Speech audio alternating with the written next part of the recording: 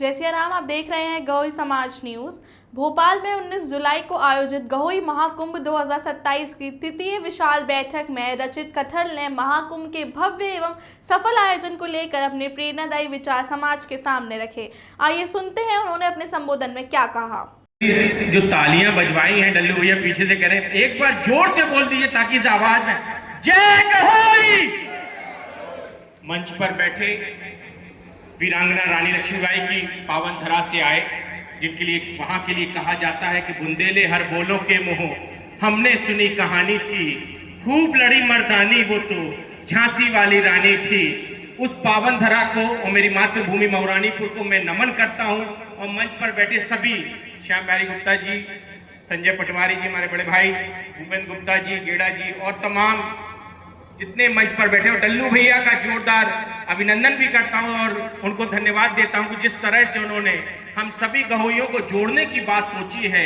और एक मंच पर लाकर राजनीतिक जो घटनाक्रम चल रहे हैं उस पर विचार मंथन करने की बात कही है। उस पर मैं अपने विचार रखने के लिए आदरणीय दीपक सांवला जी, जो कि हमारे बड़े भाई हैं, मैं सबसे पहले आपको बता दूं कि मैं पत्रकार के नाते तमाम राजनीतिक दलों के बीच में बैठता हूं और मुझे वहां एक छोटी सी दिक्कत जो आती है वो भूपेंद्र भैया बहुत अच्छे से जानते होंगे, श्याम बिहारी गुप्ता जी भी जानते हैं कि हमें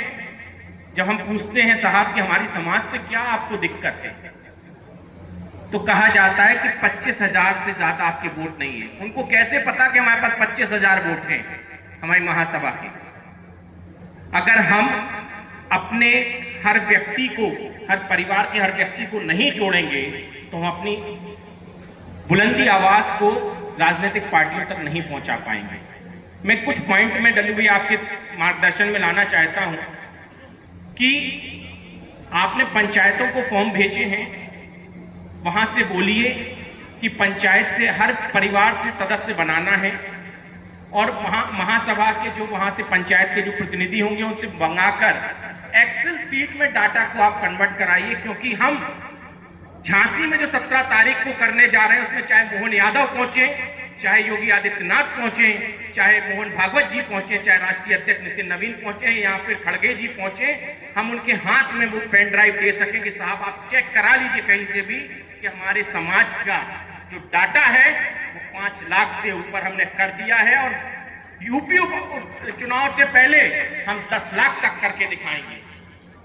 ये हमको करना होगा संजय भैया, आप जानते हैं, आप भी बैठते हैं, श्याम बिहारी गुप्ता जी भी बैठते हैं, भूपेंद्र भैया भी बैठते हैं, गेड़ा जी भी बैठते हैं कि हमें डाटा देना है। जो भूपेंद्र जी ने कहा कि हम कितने लोग आ रहे हैं, सब राजनीतिक पार्टियां जानती हैं कि आप आए हैं, स्वागत है, लेकिन फैक्चुअल डाटा जो रजिस्ट्रार की मोहर लग के जो मिलेगा वो अगर हम पार्टियों को देंगे तो हमको सीट मिलेगी, क्योंकि उत्तर प्रदेश की 4 सीटें ऐसी हैं, मध्य प्रदेश की कुछ सीटें ऐसी हैं जहां गहोइयों का बोलबाला है। उरई से हमारे साथ बैठे हुए हैं भाई साहब, उनसे पूछिए उरई में सीट हमारी क्यों नहीं आ पाती है, क्योंकि हम एक नहीं हैं। जो भूपेंद्र जी ने कहा, गुप्ता जी आप भी बैठे हैं, संजय भैया बैठे हैं, कि हमें एक होना होगा, पार्टियों में नहीं बंटना होगा। अगर हमारे गहोई समाज का कोई व्यक्ति खड़ा है तो हमें उसके साथ खड़ा होना होगा, पार्टी को छोड़ के, तभी हम अपने आदमी को जिता पाएंगे। उदाहरण के तौर पर मैं बता दूं कि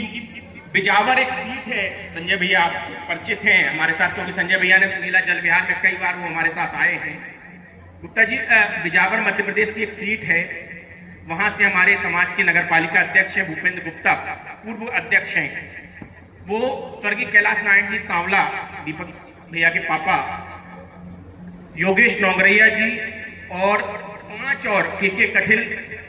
और 5 और सदस्य थे जो बीजेपी दफ्तर में खड़े थे सिर्फ हमारे आदमी के टिकट के लिए। लेकिन वहां हमको निराशा डल्लू भैया कब लगी,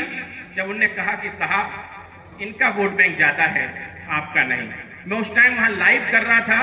दीपक भैया पापा आपके खड़े थे, मैंने उनकी बाइट ली कि क्या दिक्कत आई, तो सिर्फ एक बात आई थी सामने कि भाई हमारी वोट बैंक कम है। हमें वोट बैंक पे ध्यान देना है, राजनीति पे नहीं। डल्लू भैया बार बार आपसे एक निवेदन करूंगा कि जितने ज्यादा से ज्यादा फॉर्म हो, 17 तारीख को जब आप मंच पर गहोई समाज के प्रथम नागरिक के तौर पर बोले तो बाकायदा आप उनको जो पेन ड्राइव देंगे उस रजिस्ट्रार की सील के साथ उसमें होगा कि भाई साहब ये 5 लाख लोगों के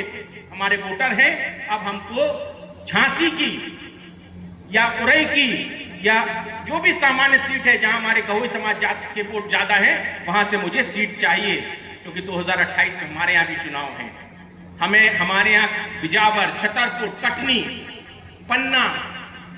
और भी भोपाल, तमाम ऐसी क्षेत्र की सीटें हैं जहां गहोई समाज ज्यादा है। दतिया है, करेरा है, अगर जहां सामान्य सीट हो वहां डल्लू भैया आपको लड़ना पड़ेगा। और हमारे जितने आप बोलेंगे, एक और पॉइंट में डल्लू भैया बोलूंगा आपसे विनम्र विनती के साथ, माननीय महामंत्री जी थोड़ा सा मोबाइल बाद में कर लीजिए,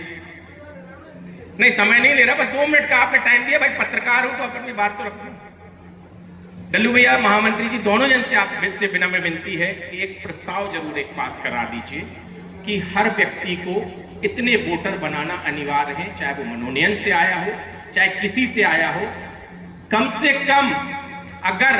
जो मनोनयन पे है उनसे आप कह दीजिए कि अगर 2000 वोटर आपने बनाए 2.5 महीने में तो आप रहेंगे, अन्यथा आपका कार्यकाल समाप्त कर दिया जाएगा, ताकि हमारे वोटर बढ़ेंगे, हमारे यहाँ की बच्चों में यूनिटी बढ़ेगी। क्योंकि जेनजी जो एक आ रहा है, नया युवा जो आ रहे हैं, वो समाज से दूर हो रहे हैं, इस पर ध्यान जरूर दीजिए। और सभी का पुनः एक बार भोपाल राजा भोज की नगरी में मैं तहे दिल से स्वागत करता हूं। दीपक भैया के संचालन के लिए बहुत बहुत एक बार जोरदार ताली बजाकर हमारे दीपक भैया और डल्लू भैया के लिए बहुत बहुत धन्यवाद भैया। गहोई समाज की एकता, संगठन और संस्कार को समर्पित ऐसे ही प्रेरणादायी वीडियो के लिए जुड़े रहिए गहोई समाज न्यूज के साथ।